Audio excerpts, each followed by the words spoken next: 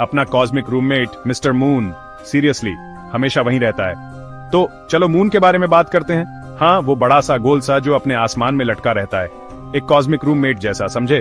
कभी कभी तो सुपर ब्राइट होता है और कभी लुका छिपी खेलता है, लेकिन ये हमेशा वहीं रहता है, साइलेंटली तुम्हारी देर रात की मैगी चॉइसेस को जज करता होगा।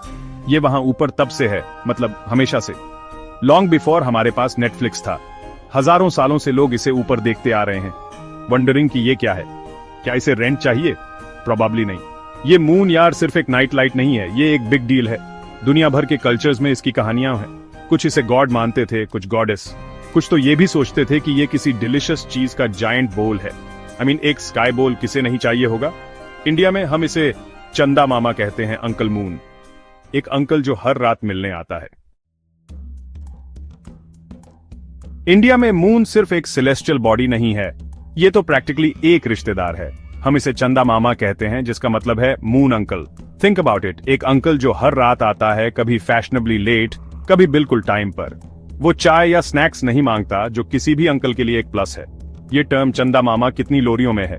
चंदा मामा दूर के, पुए पकाए बूर के, रफली ट्रांसलेटेड मून अंकल दूर हैं, मीठी चीजें पका रहे हैं। सी, बचपन से ही हमने मून को अच्छी चीजों से जोड़ा, जैसे फूड, और फूड किसे पसंद नहीं। ये कनेक्शन बहुत डीप है यार। हमारे एंशिएंट टेक्स्ट, वेदास और पुराणास चंद्र यानी मून गॉड की कहानियों से भरे पड़े हैं। उन्हें यूजुअली एक हैंडसम डूड के रूप में दिखाया जाता है, जो 10 सफेद घोड़ों या एक एंटेलोप वाले रथ पर सवार होते हैं। Talk about making an entrance. वो सोमा यानी देवताओं के डिवाइन ड्रिंक और फर्टिलिटी और वेजिटेशन से भी जुड़े हैं। तो बेसिकली वो कूल, जीवन देने वाले देवता थे। उनकी कई पत्नियों, 27 नक्षत्रास या लूनर मैंशंस, उनके कर्सेस, उनके रोमांसेस की कहानियां हैं। ऑलराइट, तो हमारे एंसेस्टर्स के पास कुछ प्रीटी कूल कहानियां थीं, gods, chariots, celestial drama. But then कुछ लोगों ने पूछना शुरू किया, ओके बट ये क्या, really? Enter science, stage left. For a long time लोगों को लगता था कि मून अपनी लाइट खुद बनाता है। आई मीन, वो glows, right, makes sense. But then Aryabhata जैसे स्मार्ट फोक्स, जो 5th सेंचुरी के एक इंडियन मैथमेटिशियन और एस्ट्रोनॉमर थे, उन्होंने इसका पता लगा लिया। उन्होंने कहा, नोप, मून तो बस सनलाइट रिफ्लेक्ट करता है। Mind blown for that era. वो बेसिकली कह रहे थे कि मून उस फ्रेंड जैसा है जो फोटोज में ग्रेट लगता है, but it's all about the lighting. Then I telescopes. Galileo Galilei 17th century में अपना फैंसी नया ट्यूब जिसमें लेंसेज लगे थे, मून की तरफ किया। And instead of a smooth perfect ऑर्ब, उन्हें दिखे माउंटेन्स, वैलीज, क्रेटर्स। ये कोई डिवाइन इथीरियल चीज नहीं थी, ये एक वर्ल्ड था, एक Rocky bumpy world. Imagine the shock. It's like ये पता चलना कि तुम्हारी परफेक्टली एयरब्रश्ड इंस्टाग्राम मॉडल फ्रेंड के एक्चुअली पोर्स हैं। This was a game changer. Moon suddenly एक प्लेस बन गया, न कि सिर्फ स्काई में एक लाइट। तो टेलीस्कोप्स ने हमें एक पीक दिया, बट ह्यूमंस, बीइंग ह्यूमंस, कहने लगे पीकिंग तो एमेचर्स का काम है, we need to go there. This led to the space race in the mid 20th century, USA versus USSR. Moon पर पहले कौन पहुंचेगा, ये प्योर साइंस से ज्यादा my rocket is bigger than your rocket वाली बात थी। बट हे, मोटिवेशन जो भी हो, इसने टेक्नोलॉजी को क्रेजी पुश दिया। सडनली हम सिर्फ मैप्स नहीं बना रहे थे, हम ट्रिप्स प्लान कर रहे थे। इमेजिन अपने ट्रैवल एजेंट को कहना, 1 ticket to the moon please, and make it a round trip if possible. Soviets initially जीत रहे थे। स्पुतनिक, पहला सैटेलाइट। यूरी गागारिन, स्पेस में पहला आदमी। उन्होंने मून पर पहले प्रोब्स भी भेजे, Luna missions. Luna 2 actually moon पर 1959 में क्रैश लैंड कर गया, किसी दूसरे सेलेस्टियल बॉडी को टच करने वाला पहला man made object. That's like किसी ब्रांड न्यू कारपेट पर एक्सीडेंटली कॉफी गिराने वाला पहला पर्सन बनना। अ बिट मेसी पर हिस्टोरिक। लूना 3 ने मून के फार साइड की पहली पिक्चर्स ली, वो साइड जो हम अर्थ से कभी नहीं देखते। द मिस्टीरियस डार्क साइड, जो एक्चुअली डार्क नहीं है, बस हमारी व्यू से हिडन है। लाइक वो वाला कजिन जो सिर्फ वेडिंग्स में आता है। इंडिया कहता है hello moon, the Chandrayaan saga, lunar party का हमारा टिकट। नाउ इंडिया बस हाथ पर हाथ धरे बैठकर दूसरों को सारा लूनर फन करते हुए देखने वाला तो नहीं था, राइट? हमारे चंदा मामा हैं आफ्टर ऑल, इट्स पर्सनल। तो आईएसआरओ, हमारी अपनी इंडियन स्पेस रिसर्च ऑर्गेनाइजेशन ने डिसाइड किया कि अब मून को अपना हेलो भेजने का टाइम आ गया है। Enter Chandrayaan 1, launched in 2008। This was a big moment for India. हमारा पहला अनमैन्ड लूनर प्रोब। ये लैंडिंग के बारे में नहीं था, ये मून को ऑर्बिट करने, उसे अप क्लोज स्टडी करने के बारे में था, a bunch of cool Indian made instruments के साथ। And boy, did it deliver? चंद्रयान-1 एक मैसिव सक्सेस था। उसकी बिगेस्ट अचीवमेंट्स में से एक मून पर वाटर मॉलिक्यूल्स ढूंढना। यस, वाटर, ओशंस या रिवर्स जैसा नहीं, बट वाटर आइस के ट्रेसेस, स्पेशली पोल्स के शैडोवी क्रेटर्स में। This was a huge discovery. For years scientist सोचते थे कि मून बोन ड्राई है, बट हमारे चंद्रयान ने कुछ नासा इंस्ट्रूमेंट्स ऑन बोर्ड के साथ इसे सूंघ निकाला। इट वाज लाइक कुकीज का हिडन स्टैश मिलना, जिसके बारे में सबने सोचा था कि फिनिश्ड हो गया। सडनली मून फ्यूचर एक्सप्लोरेशन के लिए मच मोर इंटरेस्टिंग प्लेस बन गया। वाटर का मतलब है potential resources, maybe future human basis के लिए भी।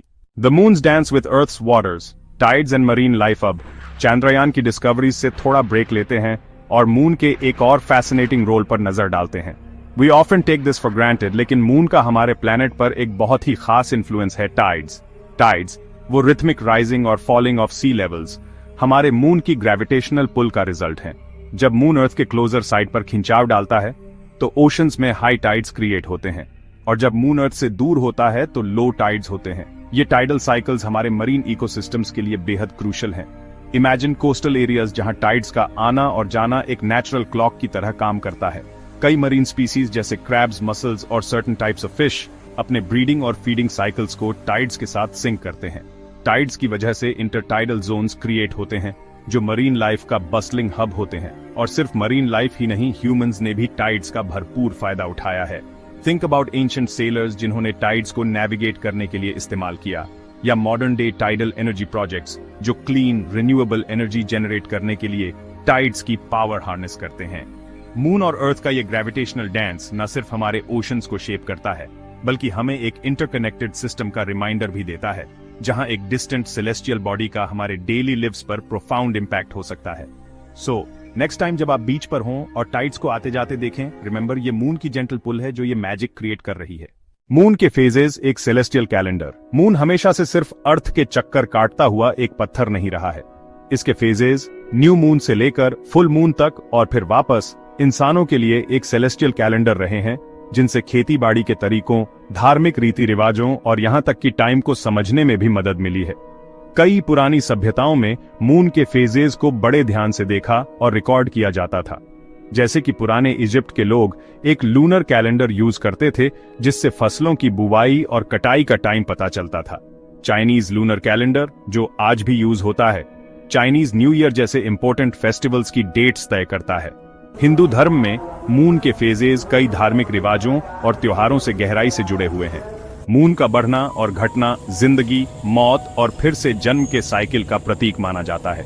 करवा चौथ जैसे त्योहार, जिसमें शादीशुदा औरतें अपने पतियों की सलामती के लिए सूरज निकलने से चांद निकलने तक व्रत रखती हैं, मून के फेजेस से बहुत गहरे जुड़े हुए हैं। आज के मॉडर्न टाइम में भी मून के फेजेस हमें अपनी तरफ खींचते हैं। किसान और माली अक्सर लूनर कैलेंडर फॉलो करते हैं। कुछ फसलें बढ़ते चांद के दौरान लगाते हैं और घटते चांद के दौरान उनकी कटाई करते हैं। मून के फेजेस की हमारे दिलों और दिमाग में भी एक खास जगह है।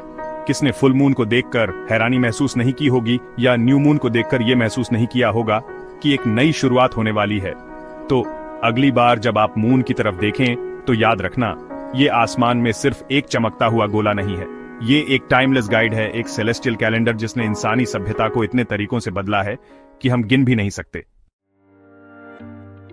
चलो बात करते हैं लूनर एक्सप्लोरेशन के फ्यूचर की और कॉलोनाइजेशन के एक्साइटिंग सपने की। इमेजिन करो ह्यूमंस मून पर रह रहे हैं, वर्किंग और इवन थ्राइविंग कर रहे हैं। ये सुनने में साइंस फिक्शन जैसा लगता है, लेकिन हर पासिंग ईयर के साथ ये रियलिटी के और करीब आ रहा है। मून सिर्फ एक सेलेस्टियल बॉडी नहीं है, ये एक पोटेंशियल न्यू फ्रंटियर है। दुनिया भर की space agencies including NASA, ESA और ISRO permanent lunar bases establish करने की तरफ सिग्निफिकेंट स्ट्राइड्स ले रही हैं। ये bases scientific research, mining operations और इवन टूरिज्म के लिए हब्स बन सकते हैं। One of the most exciting prospects है नासा का आर्टेमिस प्रोग्राम, जिसका एम है मिड 2020 तक मून पर the first woman and next man को लैंड कराना। द गोल, इस डेकेड के एंड तक एक सस्टेनेबल ह्यूमन प्रेजेंस एस्टैब्लिश करना।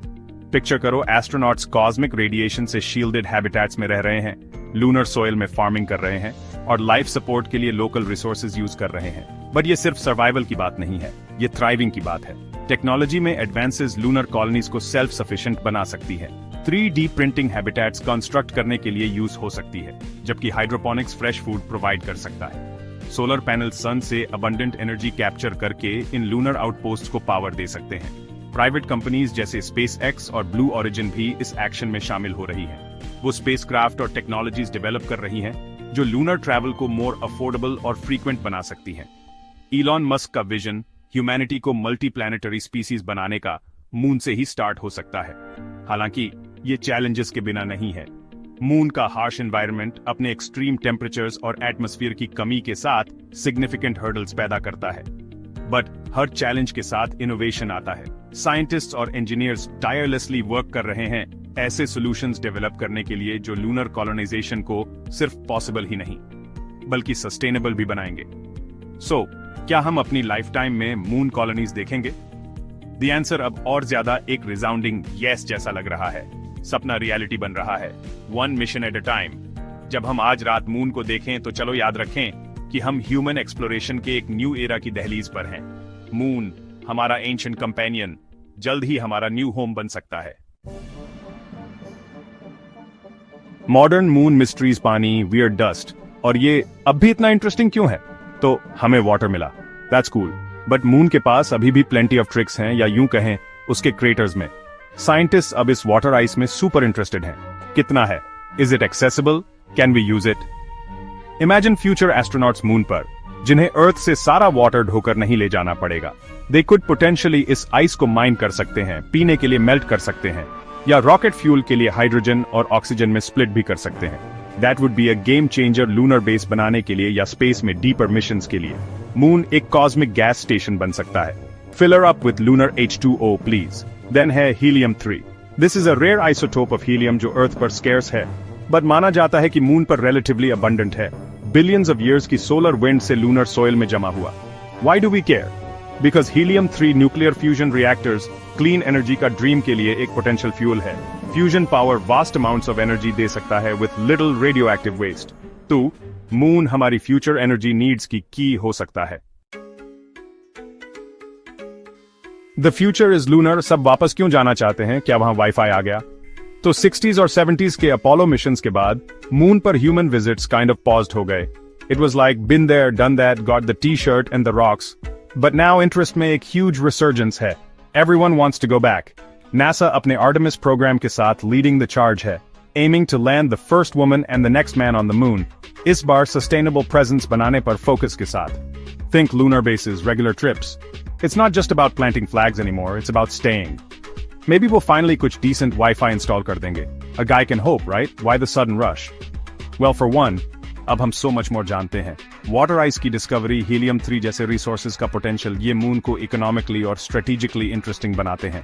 It's not just science, it's also about resources and let's be honest, a bit of geopolitical posturing. China जैसे countries अपने Changi missions के साथ बिग स्ट्राइड्स कर रहे हैं, सक्सेसफुली फार साइड पर लैंडिंग कर रहे हैं और सैंपल्स वापस ला रहे हैं। रशिया के प्लान्स हैं, Europe, Japan, even private companies like space x moon पर नजर गड़ाए हुए हैं। इंडिया का अगला बड़ा मून एडवेंचर ISRO इस बार क्या पका रहा है? मोर रॉकेट्स, ऑब्वियसली।